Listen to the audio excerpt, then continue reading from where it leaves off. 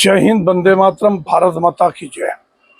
राष्ट्रवाद की बात प्रहार के साथ आप सभी का हार्दिक स्वागत है। दोस्तों, आज जो कल की बड़ी खबर थी और ये बड़ी बड़ी मीडिया से दूर है खबर। इतना बड़ा एक्शन हुआ है गांधी खानदान के ऊपर। राहुल गांधी और एंटोनियो माइनो सोनिया गांधी के ऊपर एक करारा एक्शन हुआ है और खबर है कि नेशनल हेराल्ड में एक बड़ी जब्ती 661 करोड़ की प्रॉपर्टी 3 ठिकानों पर, जो प्राइम लोकेशन है मुंबई में, बांद्रा में और लखनऊ में और दिल्ली में,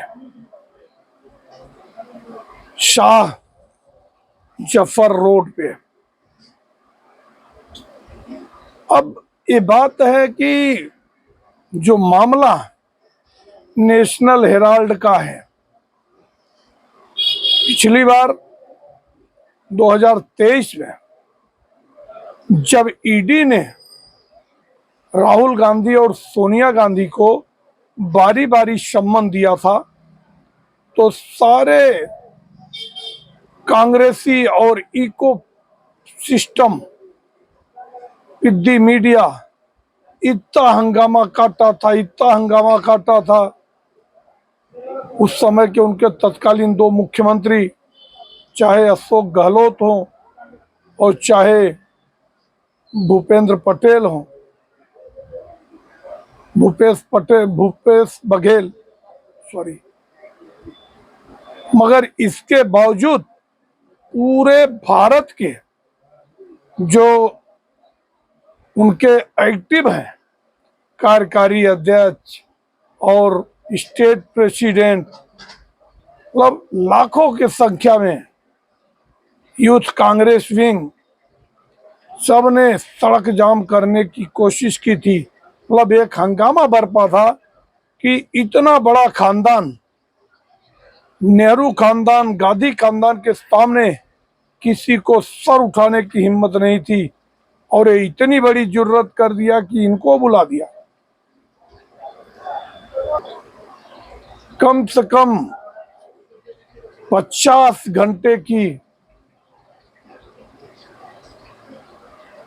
पूछताछ हुई थी राहुल गांधी से और वही 20-22 घंटे की पूछताछ एंटोनियो माइनो सोनिया गांधी के साथ हुई थी और अब एक्शन हुआ है।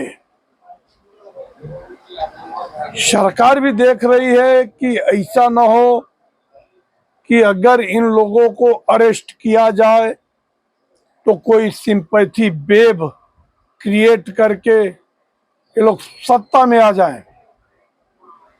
जैसे जब इमरजेंसी इंदिरा गांधी ने 1975 में लगाई थी, तो बाद में जब 1977 में सरकार बदली, मोरारजी देसाई देश के प्रधानमंत्री बने, उन्होंने उसका बदला लिया और इंदिरा गांधी को अरेस्ट कराया और तिहाड़ जेल में हथकड़ी लगा के, और जैसे ही हथकड़ी लगाई उसके पोस्टर पूरे देश में लगाए गए। पहले तो प्रिंट मीडिया थी और सारे अखबारों में निकाला गया कि ये जुर्म ज्यादती है, नेहरू गांधी की बेटी इंदिरा को प्रताड़ित किया जा रहा है। और सिंपैथी वेव ऐसी हुई कि 2 साल के बाद जब चुनाव हुआ तो भारी भक्का मोड़ से एक बार फिर जीत के इंदिरा गांधी आ गई। तो ये भी एक तरफ दोनों तराजू पे प्रधानमंत्री नरेंद्र मोदी, गृह मंत्री अमित शाह और जेपी नड्डा जी वजन कर रहे हैं कि ऐसा न हो कि जैसे हाल ही में हेमंत सोरेन के खिलाफ इतनी बड़ी एंटी इनकम्बेंसी थी हर किसी को लग रहा था कि महाराष्ट्र में भले बीजेपी की सरकार न बने, मगर झारखंड में कोई रोक नहीं सकता है। जो तैयारी थी, कितना सब रूठे हुए लोगों को मनाया गया था। बाद में जेडीयू को भी एक सीट दिया गया, मगर नतीजा ढाक के 3 पात ओ सिंपैथी बेब हेमंत सोरेन को मिल गई और उसने जो मैया योजना लाया 1500 रुपया देने का, बाद में उसको बढ़ा के 2500 रुपया किया। तो ये सबसे बड़ी विषय है कि मोदी सरकार भी देख रही है कि ऐसा न हो कि ये दोनों माँ बेटे को अगर जमानत कैंसिल करा के अरेस्ट किया गया और कहीं सिंपैथी बेब इनको मिल गई, वैसे भी अब की बार बीजेपी को 300 से 240 पे लाके जनता ने रखा है। तो ये भी एक इनके लिए बहुत ही चिंतन का क्षण है। दूसरी तरफ कि जो पश्चिम बंगाल में हो रहा है, अब वहां पे हिंदुओं की सब्र टूटते जा रही है। उनके लिए कोई पतवार नहीं बन रहा है और ये बीजेपी सिर्फ आग में घी डालने का काम कर रही है। जैसे अगर एक तरफ दंगा फैल रहा है तो उसमें कल केंद्रीय मंत्री सुकांत मजूमदार ने जाकर एक ट्रक का झंडा उतारकर उसमें भगवा झंडा अपने हाथ से बांधा। इसका मतलब कि बीजेपी ही चाहती है कि जो मुर्शिदाबाद में आग लगी है, वो आग मुर्शिदाबाद के आगे भी जाए, चाहे वो दक्षिण परगना हो, चाहे उत्तर परगना हो, चाहे संदेश खाली हो। संदेश खाली पिछली बार सुर्खियों में आया था जब शेख शाहजहां कितनी महिलाओं को शोषण कर रहा था, तो इसके लिए, मगर बाद में उस शोषित महिला को टिकट देकर मोदी सरकार ने, मोदी जी ने खुद प्रचार करने गए थे, मगर उसका कोई लाभ नहीं मिला।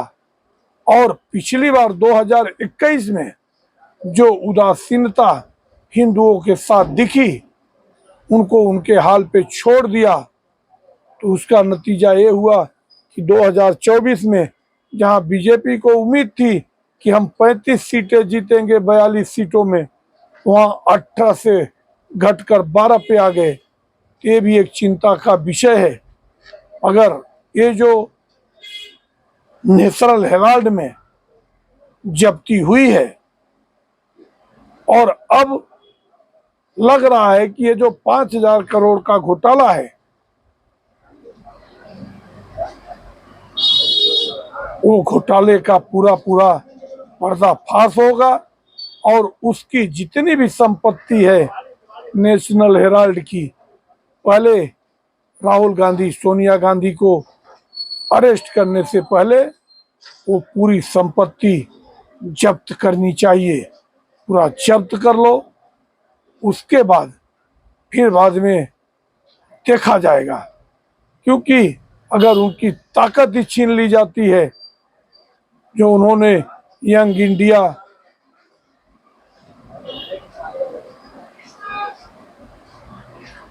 इंडिया फाउंडेशन बनाकर और नेशनल हेराल्ड को अपने कब्जे में लिया, सोनिया गांधी ने अपने ही पैसे का लोन देकर अपनी ही 73% की मालकिन बन गई।